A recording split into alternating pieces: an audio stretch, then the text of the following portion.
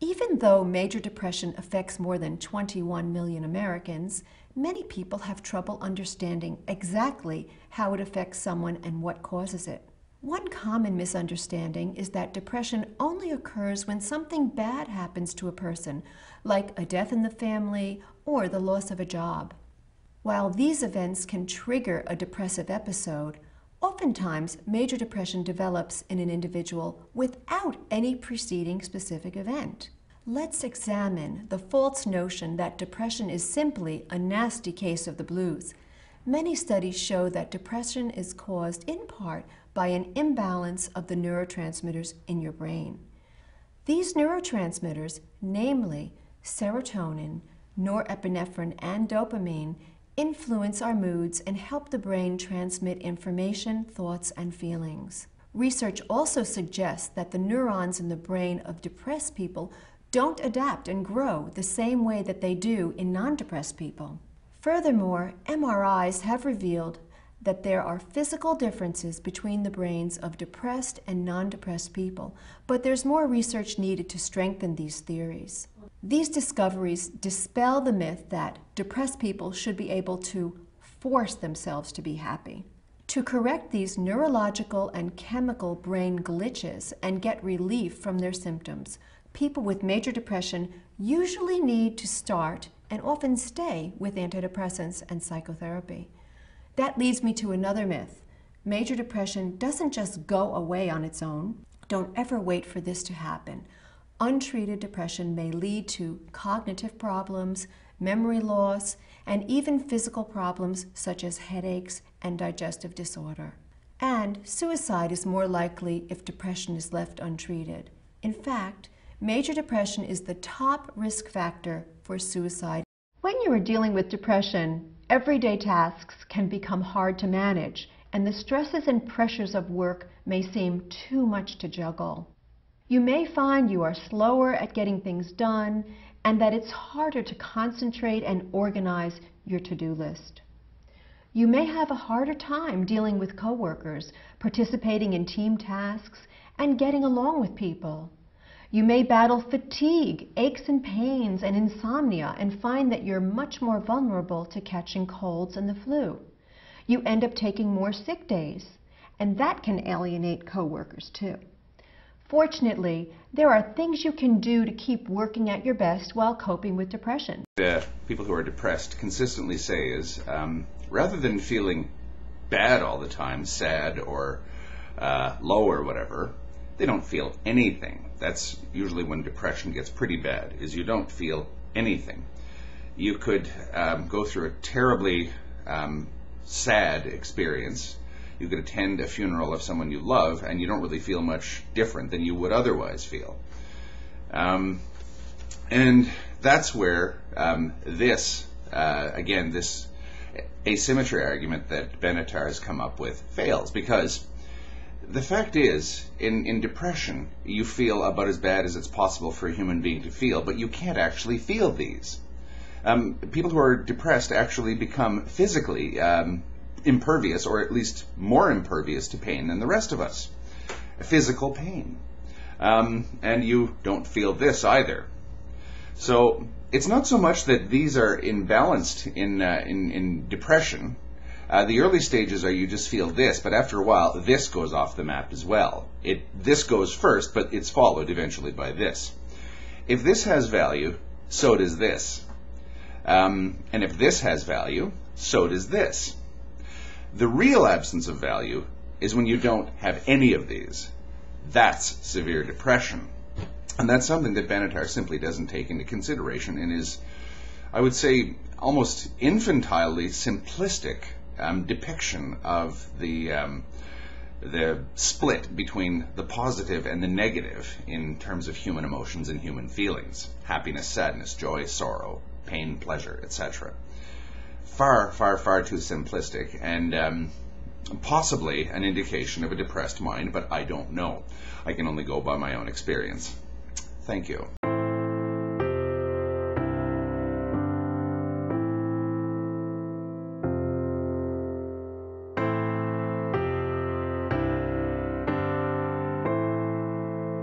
Depression Depression affects all of us. It can strike anyone at any time. 1 in 5 employees are diagnosed with depression. Suicide is the leading cause of death for males aged 10 to 49. In Calgary, on average, 4 to 8 teenagers in every classroom are depressed. Depression is highly treatable, but it has to be treated, and the sooner the treatment starts, the better the results. What are you waiting for? What are you waiting for? What are you waiting for? What are you waiting for? What are you waiting for? Work together. Let's defy depression. Let's defy depression. Let's defy depression. Let's defy depression.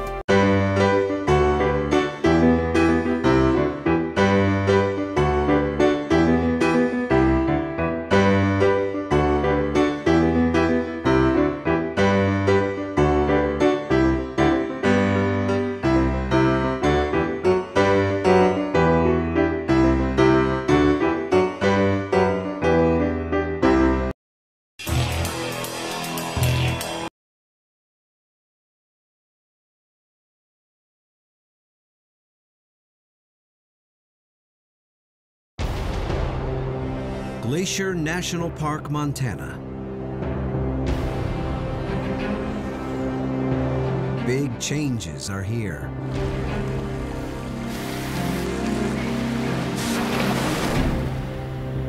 Wow, this is crazy. Some marvels fight to endure.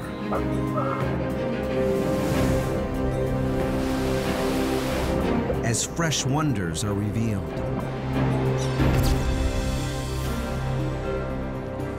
What new wilderness will emerge? That's a massive feature up there.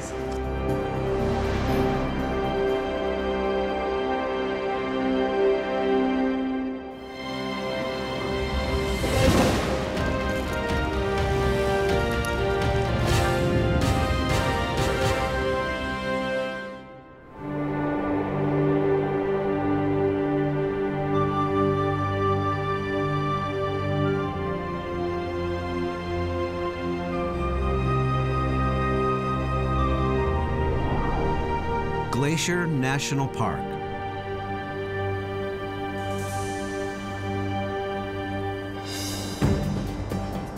Six dramatic peaks over 10,000 feet, all carved by glaciers. Lakes that hold icebergs year-round.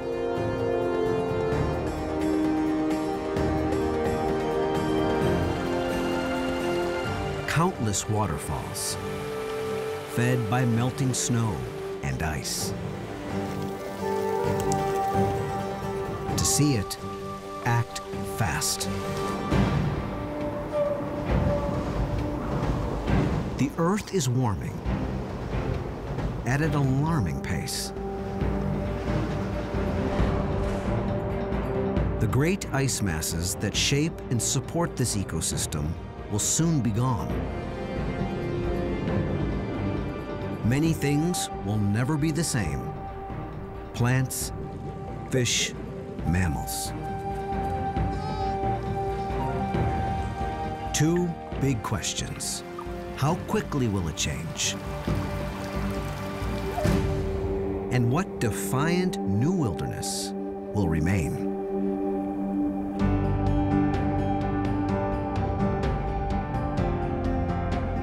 To find out, teams of scientists. This is a brand new thing going on here. Explorers. You think I should go a little higher? And adventurers. There's a lot of unknown. They fight to keep up with the speed of change. To predict what will happen next in an environment already extreme.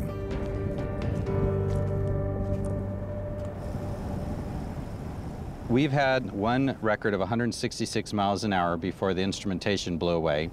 We recorded 100-mile-an-hour winds for 13 hours straight.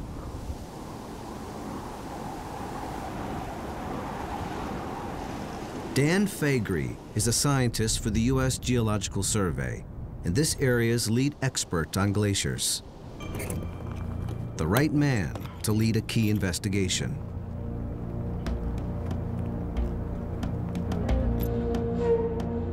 The subject, once the park's largest glacier. Its name, Blackfoot. 2 years ago, it looked something like this. Then,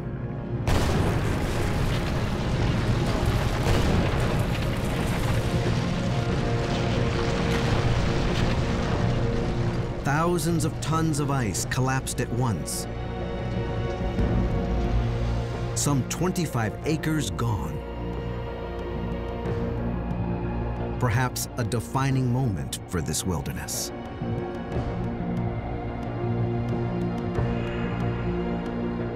Only Dan can say for sure.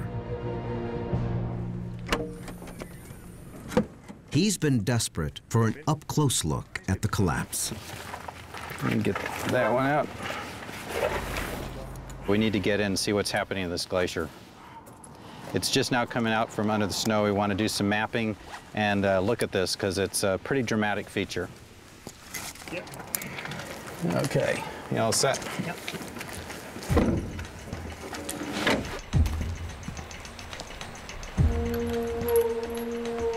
It's a 3-day expedition, much of it off the beaten track.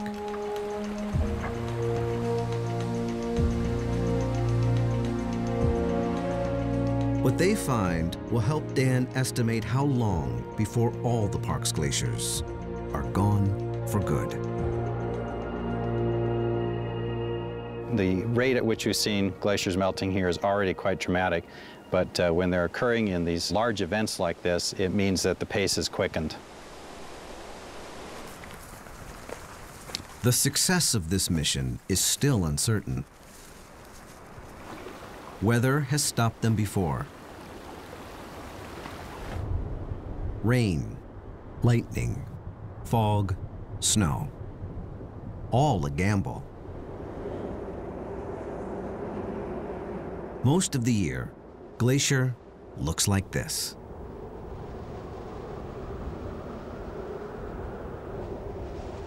The true nature of this wilderness hides beneath a blanket of white, up to 20 feet deep.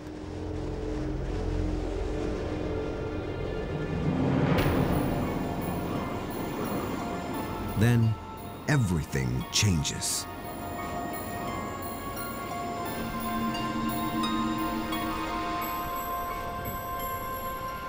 Summer opens a window, and for a brief time, explorers try their luck.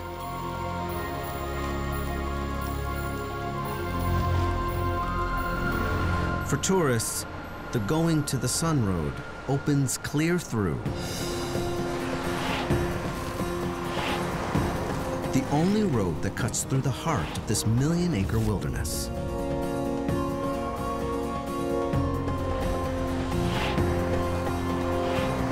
This road is how some 2 million visitors a year taste Glacier's splendor as they travel 50 miles from one side of the park to the other. But beyond the blacktop, safe passage in this region is less certain.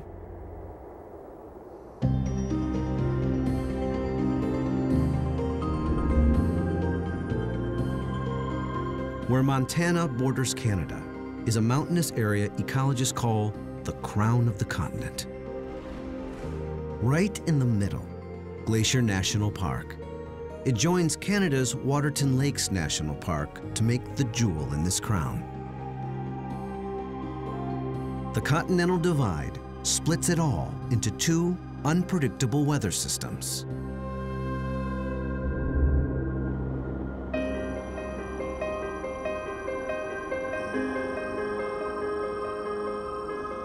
The mountainous western half is wetter, getting its weather from the Pacific Ocean. The eastern half is drier and adjoins the vast plains of the Midwest.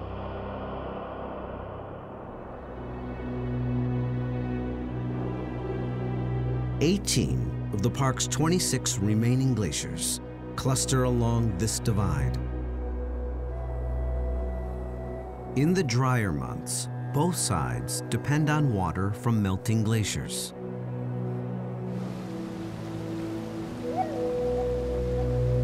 But for how much longer?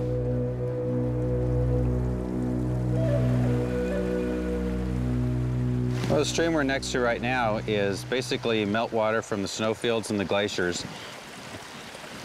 A lot of these systems that depend on this water are going to dry up and you'll have big changes in vegetation.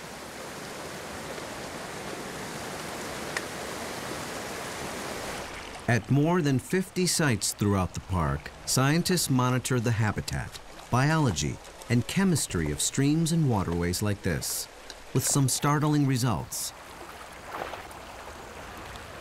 It's a circulatory system, and National Parks ecologist Billy Schweiger is the man with his finger on the pulse.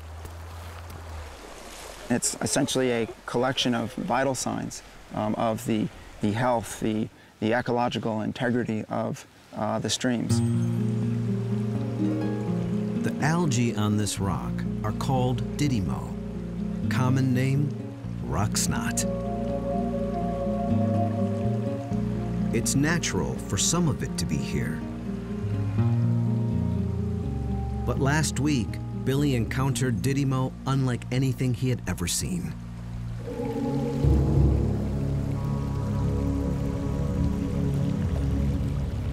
Look at this.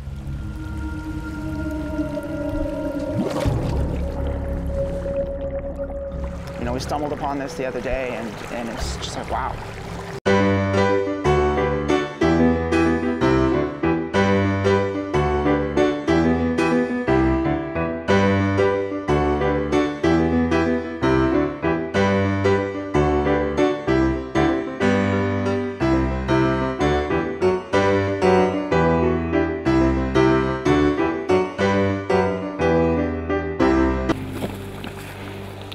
Let's look at the sample.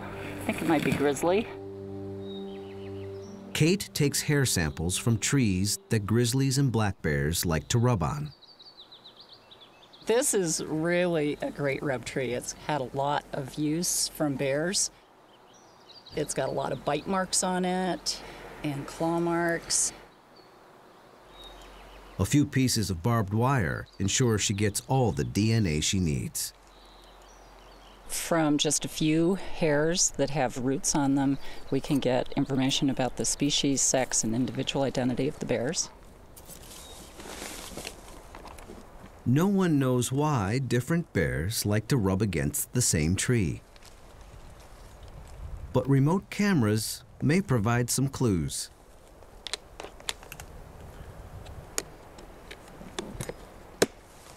They've captured remarkable footage of bears rubbing.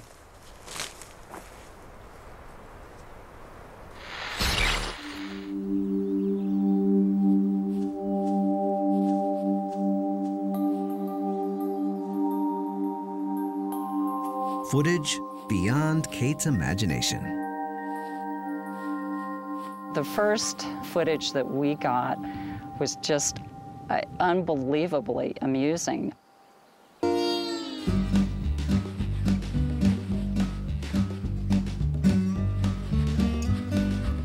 We just couldn't believe our lucky stars that we had captured this behavior on film.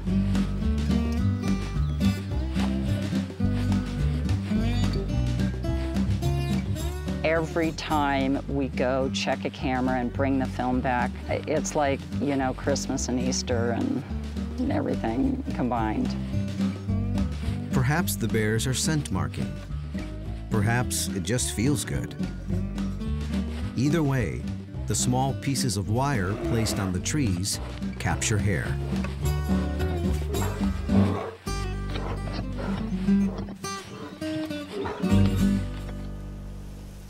The DNA from that hair tells us how much bears rely on Glaciar.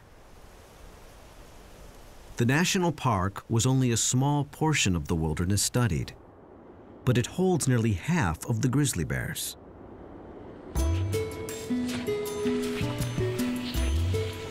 46% of the individual bears that we identified were just in Glaciar National Park, which was 13% of the study area.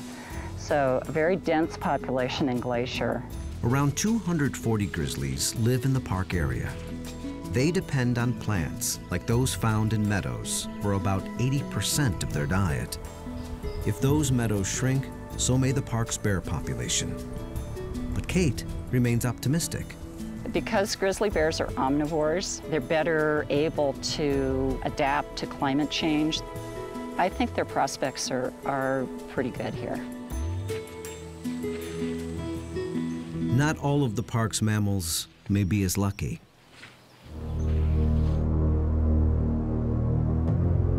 It seems one of this area's most remarkable creatures depends on snow beyond anyone's expectations.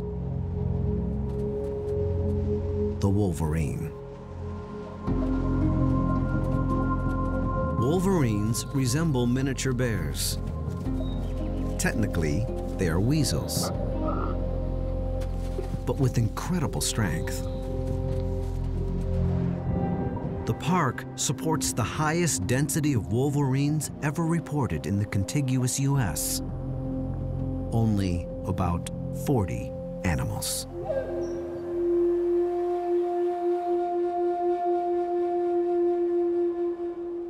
Biologist Jeff Copeland travels high in Glaciar National Park. This is it. This is where they like to live. Jeff investigates wolverine habitat. He does it to find out how much wolverines rely on this landscape.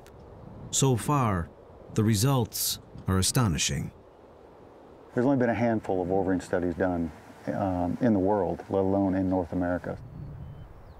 We're just beginning to develop a real strong understanding of this animal's role in the ecosystem. The Rocky Mountain Research Station supported a 4-year project.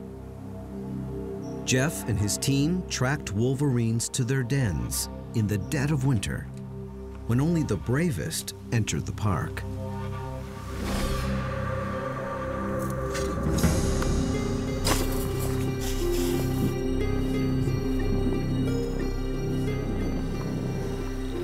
Here's little baby.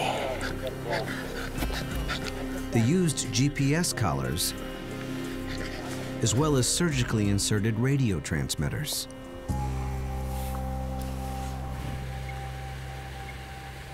This work began to reveal a remarkable life history. They found the young stay with mom for 8 to 9 months. Then they may spend a year with the father. From him, they likely learn how and where to find food.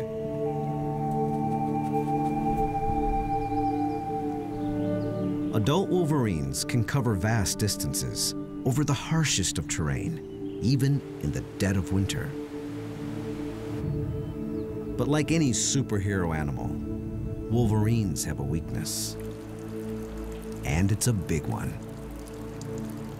A wolverine at 35 below zero can just pretty much kick back and relax. I mean, they can handle it. But what about the upper end? There's got to be some point where it's just too hot. Wolverines will only make dens in snow that lasts until the 2nd week of May. Global warming is reducing the number of places for them to den. Usually, climate change is a very gradual, long-term thing, and animals can often adjust, unless there's some specific characteristic of the climate that they are directly tied to. And we think that may be the case with the wolverine in its dependence on snow. Unless Glaciar's wolverines are able to adapt to a changing climate, populations here may disappear. Other animals face a similar predicament.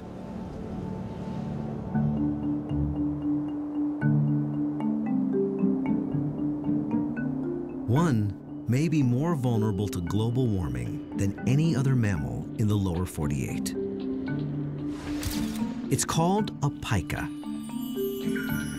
an elusive species with extraordinary qualities. Lucas Moyer Horner searches for pikas in high-altitude rocky outcrops. He studies their behavior and tries to get a count. They only can live in talus fields, boulder piles, and those are only found in mountain ranges. Even if he can't see them, he can count their food caches and note their distinct sound. That's a pika.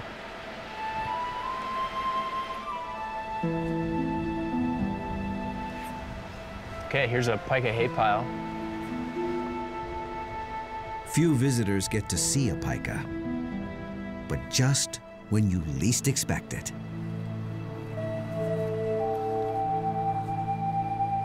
Here's a pika right now.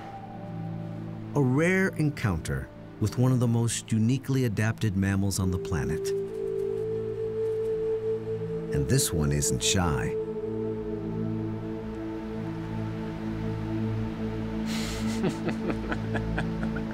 I've never had them do that before. It most likely wants the salt from the sweat on Lucas's clothes.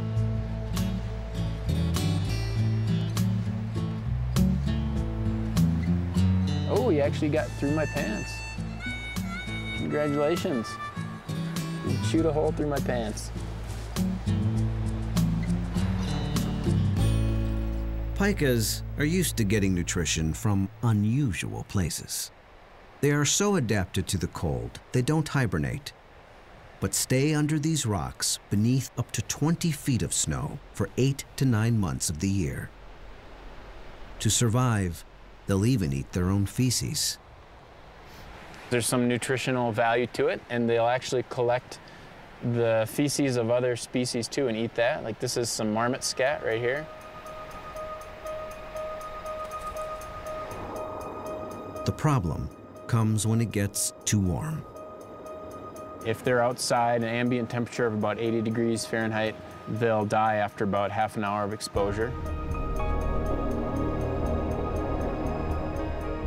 I think they're emblematic of the type of animal that is going to have trouble dealing with climate change. And I think we can learn a lot from how they respond. Southern populations will almost certainly disappear as it gets warmer.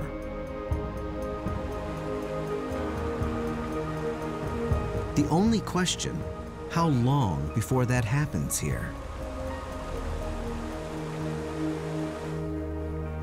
There are a lot of changes here. Glacier Park's going to look a lot different without snow and ice. Dan reaches a major milestone on his hike to Blackfoot Glacier. He gets his first good look since part of it collapsed 2 years ago. Even at a distance, he's shocked.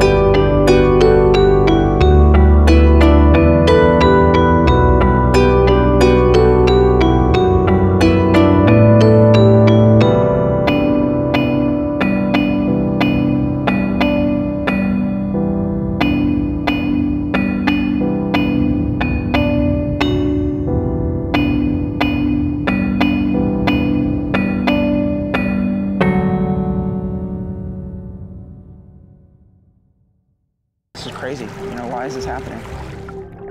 A thick carpet of rock snot covers an area some 100 yards square.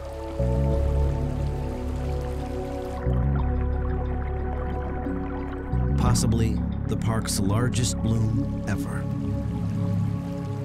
So the texture is very much like wet cotton. Feels like walking on shag carpet. For an aquatic insect trying to live in this, they want it to look like that, right? But it looks like this. This is a completely qualitative change in what this stream is like. Didymo is beginning to bloom in large mats elsewhere as well, likely driven by warming water. These kinds of blooms of Didymo did not occur 5 or 10 years ago. With water temperatures increasing, with the summers getting longer, there's a good chance that this will continue to increase. We definitely have to watch this really carefully. Didymo choking the waterways may imperil fish. Fish already threatened by disturbed habitat, changes in temperature patterns, and invasive species. Yet there is hope that nature's resilience will win over. All right, all aboard. Let's go catch some bull trout.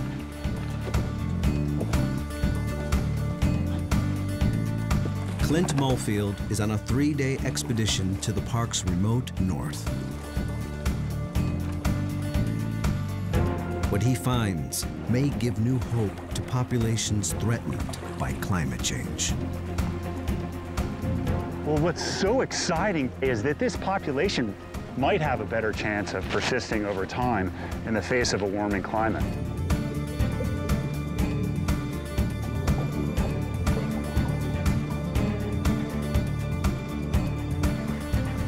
This team of USGS fisheries researchers paddles across lower Kintla Lake.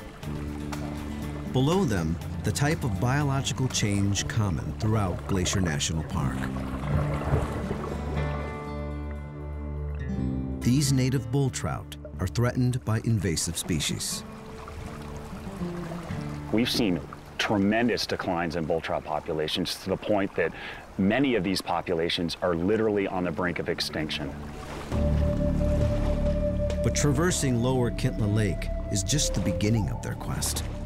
They've had a report of odd goings-on in the next lake up. Home to some of the strangest fish in the park.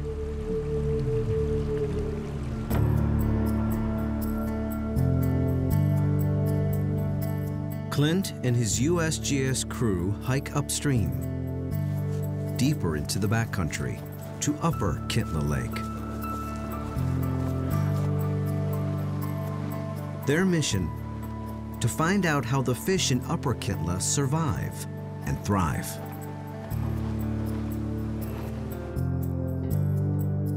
Upper and Lower are 2 lakes separated by large waterfalls.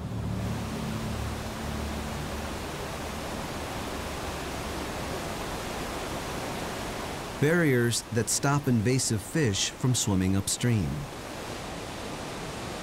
The Upper Kintla population has not been perturbed at all.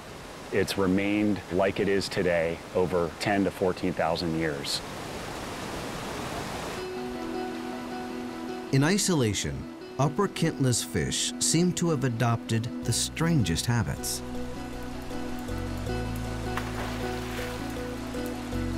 For one, they are cannibals.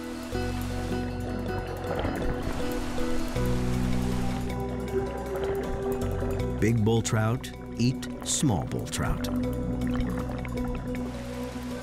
It's obviously working for the population. They've done it for thousands of years, so this is something that's been sorted out over, geologic time. Clint also sees last year's gravel piles, fish nests called reds. Only not where he expected them.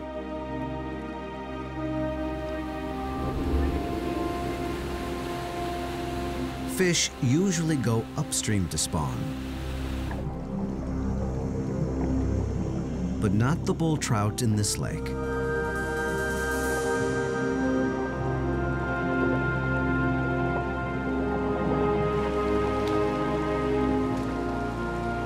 They capture young.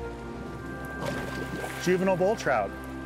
Excellent. Good job. And confirm that these fish use the lake outlet for spawning and rearing. Nice. No one knows for sure why these fish swim downstream to spawn. Oh, there's one. But it's an adaptation that may serve them well when melting glaciers stop feeding the inlets. Under a warming climate, we expect the inlet streams to warm up. And they might not be suitable when the bull trout need to spawn. The outlet stream, it's always going to be supplied with water, and that creates some really good habitat. There's hope that that bull trout population in Upper Kintla Lake will persist.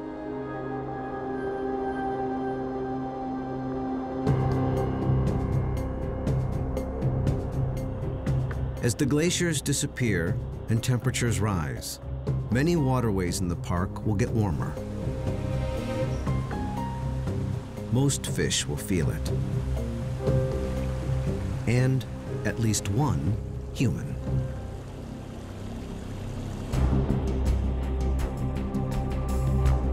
While most adventurers in Glaciar National Park tackle peaks and ridges, Mark Enkenbauer combs the backcountry for lakes.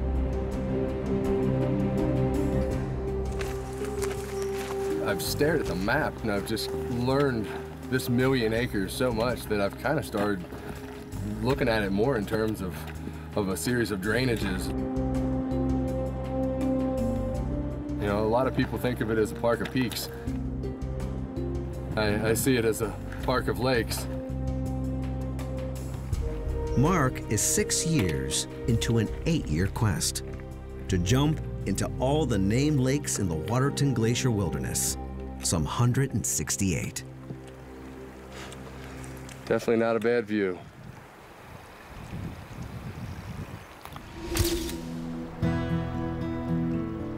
I've done 116 lakes up till now. Often these lakes sit off the beaten track. Average maximum temperature, rarely above 50 degrees. Some hold icebergs. This project's made me very attached to the park. It's kind of started off as being just a personal endeavor. It's definitely evolved into almost kind of a celebration of life for me.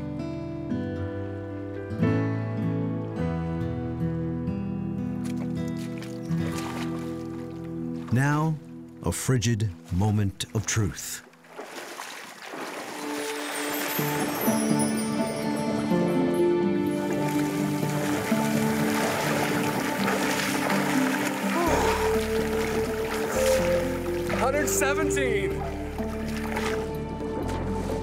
Mark has turned his endeavor into a charity event, raising money and awareness for children with cancer. It's like all the rest of them. Chilly. But wonderful.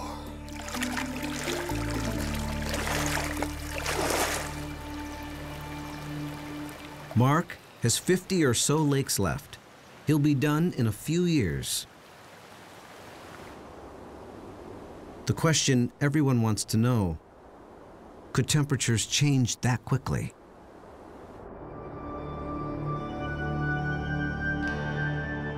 How long before glaciers stop feeding these lakes?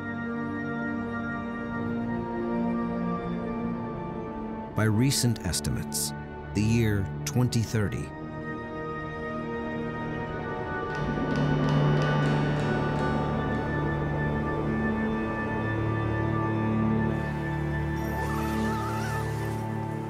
But Dan Faegre may revise that once he gets a good look at the Blackfoot Glacier.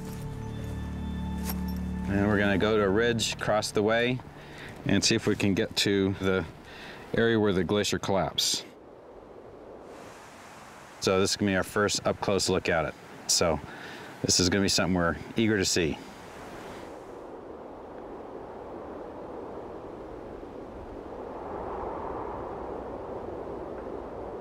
It's day 2 of Dan Fagry's expedition.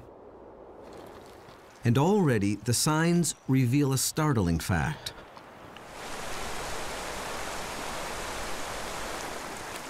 Glaciar National Park and areas like it are warming much faster than the rest of the planet.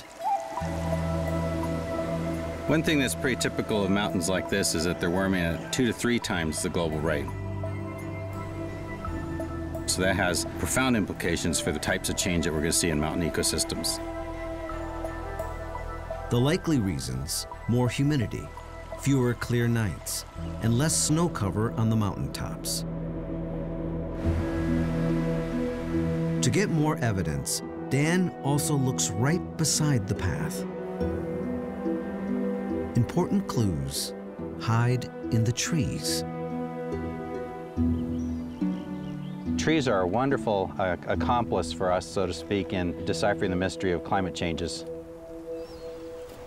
Many of these trees are 400 years old. Some in the park are 900. A core sample from this tree can reveal a long history of fire, avalanche, insect outbreaks, drought, and wet periods. And if we do this for a whole host of trees, get, say, several hundred of these kind of cores, we can tell what the whole forest has been experiencing. We can reconstruct drought periods from 400 years ago. So this is a window into the past. What's immediately obvious: the trees are on the move. For centuries, persistent snow has kept conifers back from the flower-filled meadows. With warmer weather and less persistent snow, the meadows are under siege. Well, what's going to happen is that these trees will continue to be successful in invading these open areas. So eventually you'll see a kind of a sloping invasion that eventually from both sides meets in the middle, and then you've cut off that meadow. So this is clearly a result of a changing climate. These things could not have done this for hundreds of years prior to this. Smaller meadows will mean less food. Many plants here are edible: berries and roots. Glacier lily, prime bear food. If this continues, you'll have some consequences for valued wildlife species like grizzly bears.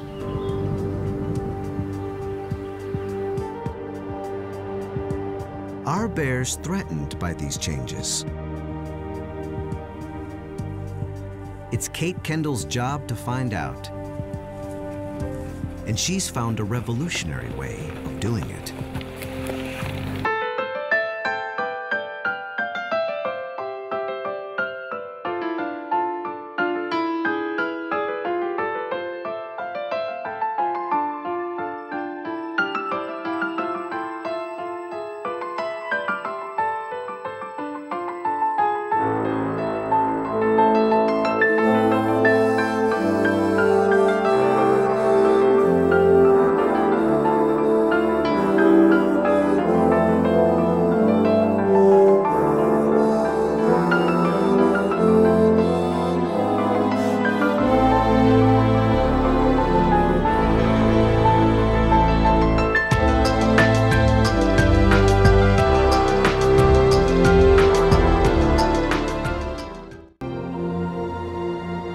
Blackfoot was once the largest glacier in Glaciar National Park. Now, from afar, Dan Fagry sees it breaking up. The whole glacier is really coming apart. And now it looks like there's 80, 100 feet of ice has melted. This is quite a bit different than when we last saw it. For a more detailed assessment of glacier melt, scientists dig into the archives. A good view of a glacier is precious to an expert like Dan. Yep, okay, we're getting closer. If he can get in the exact right spot. Okay, this is looking good. Sexton Glacier is one where the melting isn't so obvious. Dan aligns his camera to match a photo taken in 1930. Well, there we can see the glacier as it was. There was an open meadow. There's a guy on a horse there. There's a photographer there. Well, I think this is probably the exact perspective. Subtle differences tell him this glacier is thinning. Elsewhere, old photographs, side by side with new shots, show extreme changes.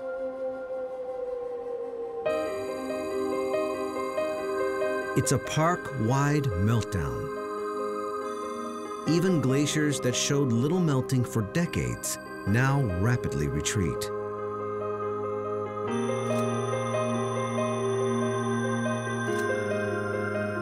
And that's not the only change Dan sees.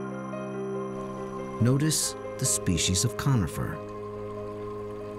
This entire scene has changed because there's no longer white bark pine here. They've been killed.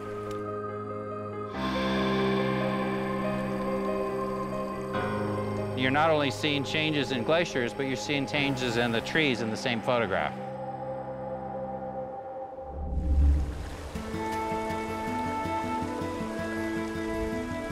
Those missing trees, white bark pine, can still be found in the park. And those who search for them hold great hope for the tree's future. That's 0.18 miles, so off in this direction. Rebecca Lawrence and her group scour the backcountry for survivors of blister rust, a disease caused by a fungus that strangles white bark pine. They start to die from the top down. This is pretty typical. The white bark population in Glacier used to be a fifth of the forest, and there are huge stands throughout the park that are just decimated and just skeletons, essentially. The fungus was accidentally brought to North America from Europe around 1910. How it may spread with global warming, no one knows for certain. This pine's seeds are high in fat. They're a key food source for many species. So every pine lost hurts.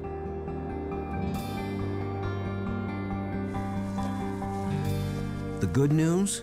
Every now and then, specialists find a white bark pine that seems to be resistant. I'm so excited. Good. Tight on the rope. Climb away.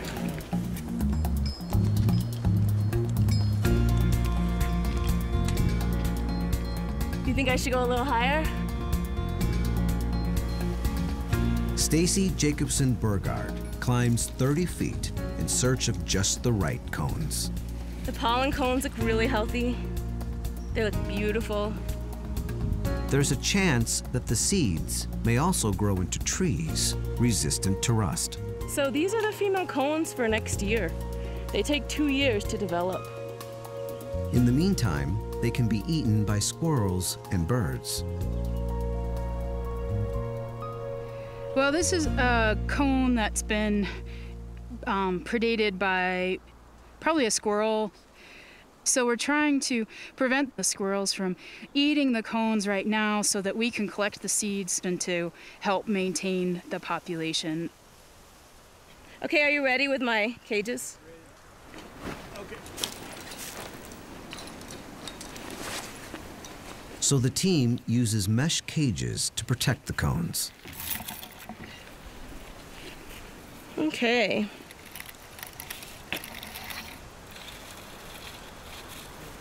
I'm going to just check the bottom again. Make sure that I don't have any openings there for critters.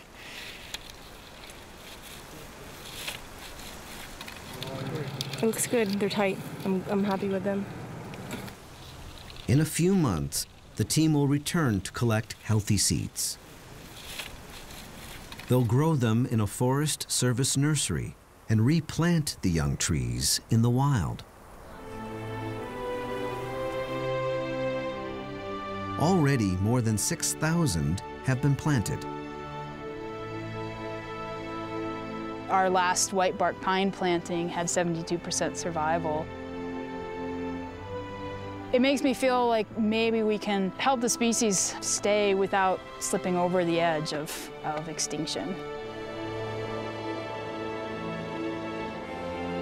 Glacier Park managers fight to protect plants and animals threatened by warming.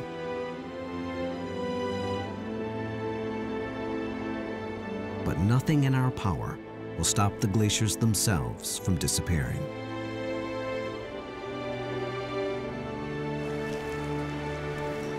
It does look steeper than we thought, doesn't it? Dan Faegre and his group hike their last mile to Blackfoot Glacier and the section that collapsed.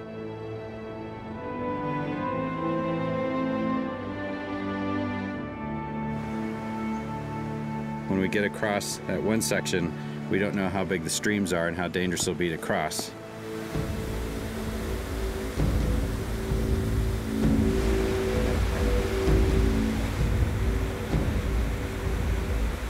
What they find will help estimate how long it will be before all the glaciers are gone for good.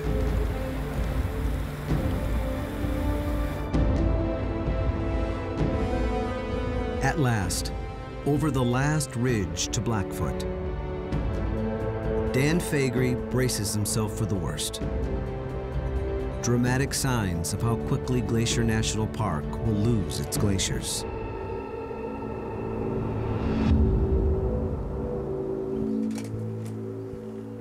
But what they find first is a paradise, revealed by the receding glacier.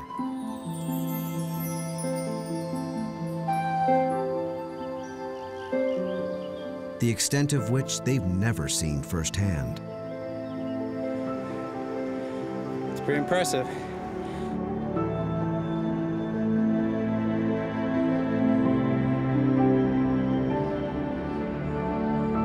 Blackfoot Glacier has carved the rocks here into shelves and steeps.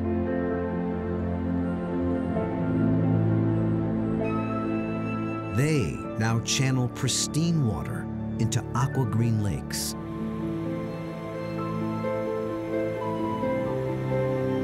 And spectacular cascades.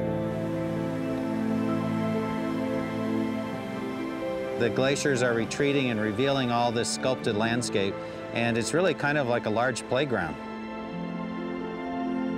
It's kind of an amphitheater of 1,000 waterfalls.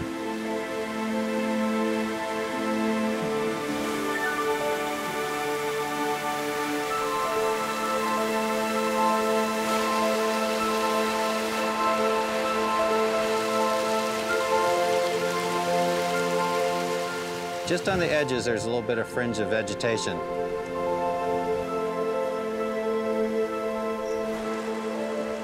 The ice used to reach more than 100 feet above Dan's head. Now, he walks on bare rock. As the glacier retreats, it leaves a signature. And you can see all the striations where rock that was embedded at the bottom of the glacier has scraped across this. That's a very telltale sign that this area has been heavily worked by an active glacier.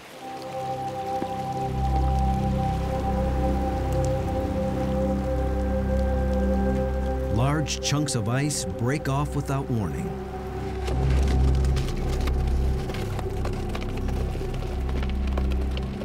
We would try to get up on high ground.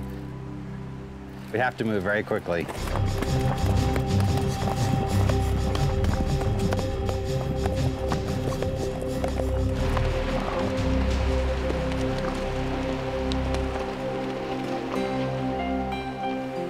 Dan cautiously makes it to the leading edge of Blackfoot.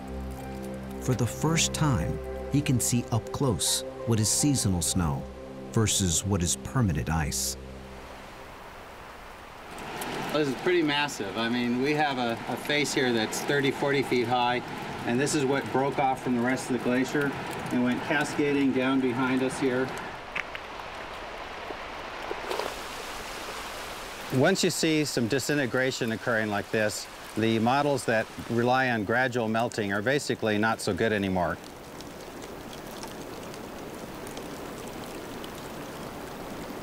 These glaciers are definitely melting 3 to 4 times faster than they used to. As the glacier thins and moves over some of the humpy topography, it just shatters, it just disintegrates. And so it's hard to believe that a glacier can go away this quickly, but when you have a situation like this, these glaciers could be gone in a decade or so. Everyone thought the glaciers would be here for at least 20 more years. Now it seems about 10. Blackfoot itself, once the park's largest glacier, now has areas so thin, they'll likely go even faster. The landscape it carved will remain, but without the ice melt in late summer, most of these waterfalls will cease to flow. This brand new valley of roaring cascades will become a mere whisper.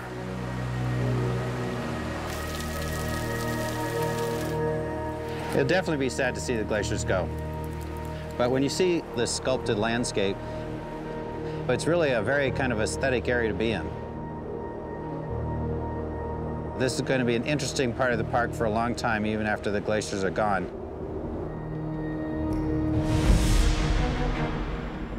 This wilderness is undergoing dramatic changes that we are only beginning to understand. Plants and animals have little time left to adapt to a warmer park.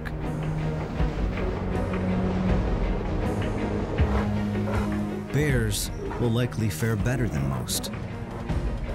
Others will fight to adapt. The more sensitive may be lost from the park altogether.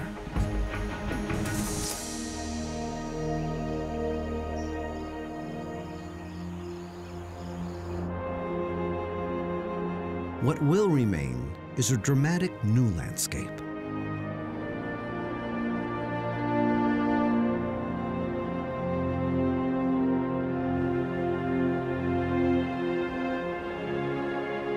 Glaciar National Park will keep its name.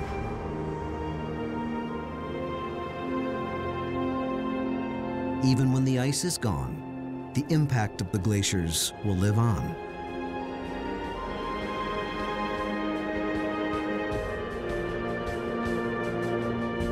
They are like giant sculptors, leaving us with a great work of art to admire for eternity.